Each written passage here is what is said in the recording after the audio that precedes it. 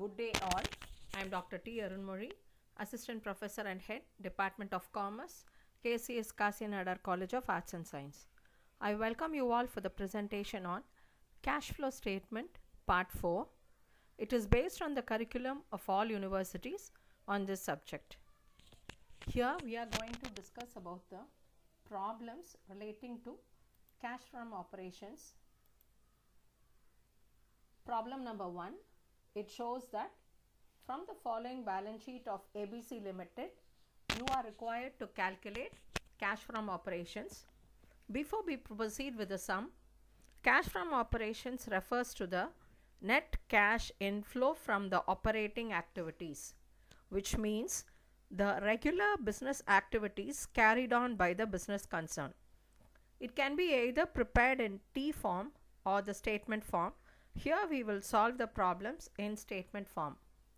From the following balance sheet of ABC Limited, you are required to calculate cash from operations. The problem is given as with the liabilities and the asset side.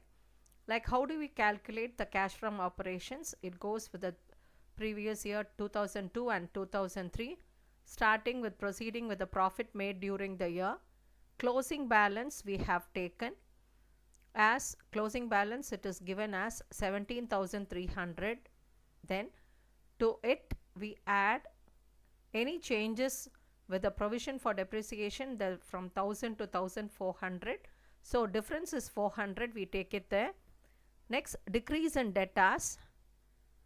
There is a decrease in debtors like 3,950 to 2,850. That 1,100 rupees we take it there. So both total is 1,500 that has been taken to the outer column. You are going to deduct the decrease in creditors. The balance is 1,150. Decrease in outstanding expenses with 700 rupees. Increase in stock with 1,500. Net profit is 14,100. That is the opening balance 14,400. You get 17,450. This is a favorable balance with 18,800 and 17,450. You get the cash from operations as 1,350. Hope you understood the problem number 1. Next, the problem number 2.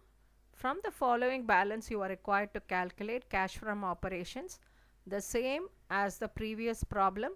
We take the closing balance as 2,60,000. Here, the opening balance is not given.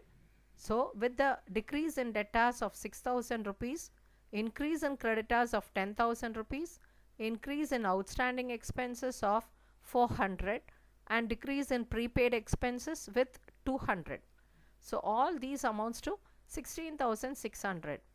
And we are going to deduct the increase in bills receivable 5,000, decrease in bills payable as 4,000, increase in accrued income as 300, decrease in income received in advance with 100.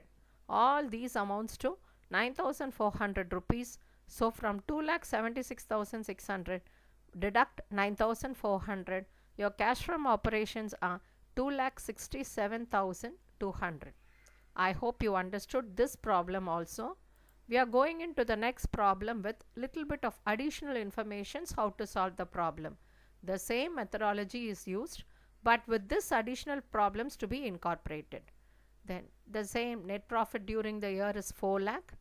Loss on sale of building, like all these are given in the adjustment. Loss on sale of building is 18,000, we take it there.